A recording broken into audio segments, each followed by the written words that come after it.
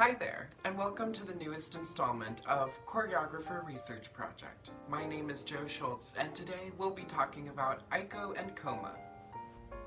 Eiko Otake and Takashi Koma Otake, usually referred to as Eiko and Koma, are a Japanese performance duo.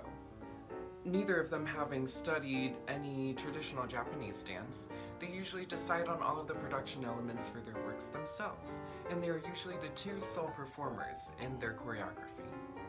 Each work is unique and distinct, and as the duo has worked together over the past half a century, they have amassed an impressive collection of interesting and thought-provoking work. Eiko, born in 1952, and Koma, born in 1948, were both law and political science students in Tokyo. In 1971, they each joined the Tatsumi Hijikata Company, and their collaboration began as an experiment and then developed into an exclusive partnership. They started to work as independent artists in Tokyo in 1972, and at the same time began to study with Kazuo Ono. Now, Kazuo Ono was an early pioneer in Buto, which is a post-war form of Japanese dance theater. He, along with Hijikata, was an important part of the Japanese unconventional theater movement in the 1960s. While Eiko and Koma do cite Ono as their main inspiration, they do not build their work as Buto, and instead are very clear about dancing their own unique choreography. Eiko and Koma traveled to Hanover, Germany in 1972, where they studied under Manja Jamel, a disciple of Mary Wigman. Now, Mary Wigman was a German dancer and choreographer who is considered a very important figure in the development of modern dance. Then, in 1973, Eiko and Koma moved to Amsterdam, and for the next 2 years they toured through Europe.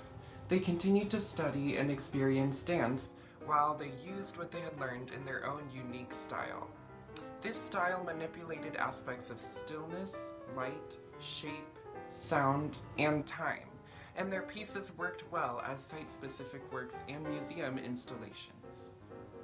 The Japan Society sponsored Eiko and Koma's first American performance of White Dance in May of 1976. Here's a short clip of that dance.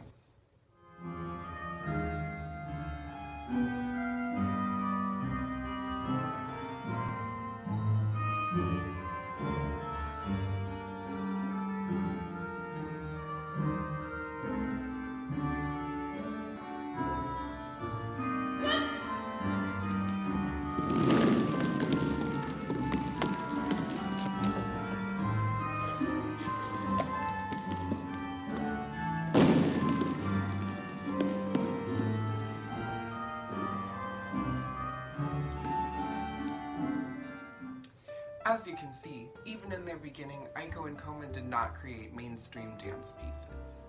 Their movement styles and choreography are rather experimental, and the use of unconventional materials such as potatoes was definitely attention-grabbing. In 1983, Eiko and Koma performed for the first time at the American Dance Festival, which later commissioned many of their works. Here's a bit of one of their 1983 works, Grain.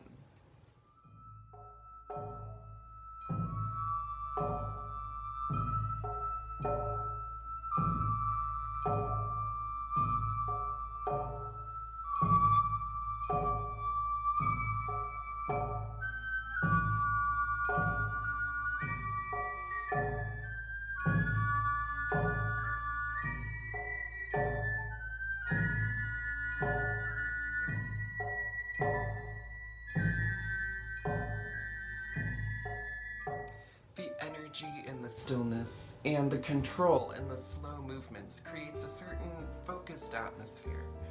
Watching a piece by Eiko and Koma removes you from the outside world and transports you into their art. In 1989, Eiko and Koma created a group piece called Canal. This piece was unconventional and a bit alarming because the work features Eiko and Koma completely nude in a flooded stage with no sound except for the dripping of water.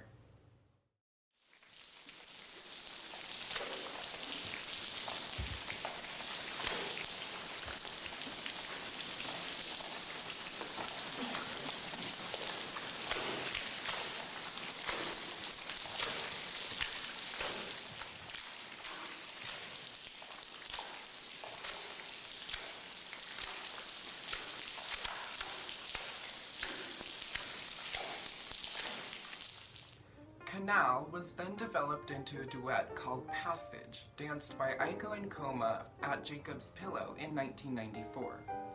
After working with the director of Jacob's Pillow, Samuel A. Miller, Eiko and Koma saved that contact information, and years later, in 2010, they re-established their partnership with Samuel Miller, who conceived and produced their most ambitious show yet, Retrospective Project.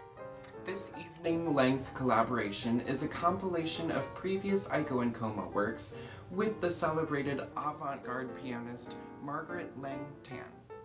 Retrospective Project finishes with a new work created just for this event, called Raven.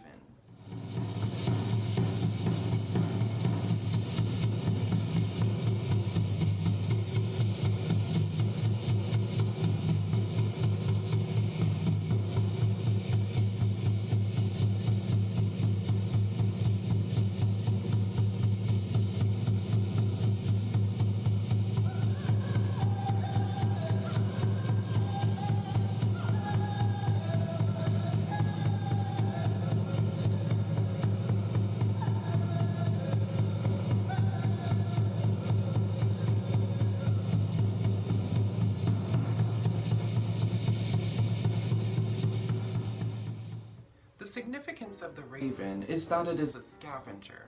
In an interview for the New York Times, Eiko told of how sometimes, if someone died in Asia or in certain parts of Tibet, they would bring that body out into the field where the birds would eat it.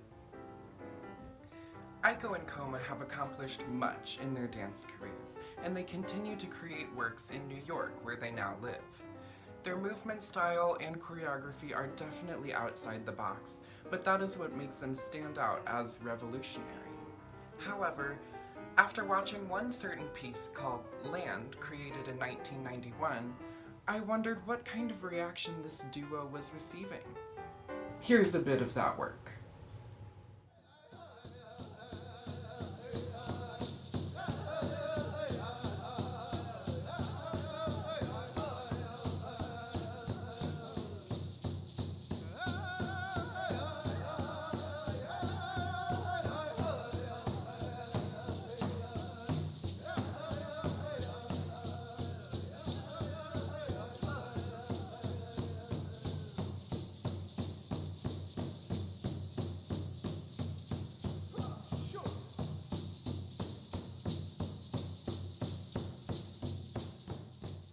In my own interpretation of this piece, I am trying to look for clues in the movement, music, expression, emotion, and context of the piece.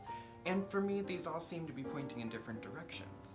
So, I tried to research what Eiko and Koma have to say about this specific piece, and here is a quote that I found. "We are not very interested in interpretation. Rather, we want people to feel something without the need to define it right away. We wish that people can see into our dance some ancient memory that they do not remember from when and where. We hope that the audience will feel like they have been in this memory, or at least connected to it for a long time." And there you have it. Eiko and Koma's works are unconventional, thoughtful, and meant to be experienced. They have created numerous influential works in their careers, and their efforts are chronicled in their retrospective project to inspire future artists to push the envelope a little. This has been Choreographer Research Project. I'm your host, Joe Schultz. Thank you and good night.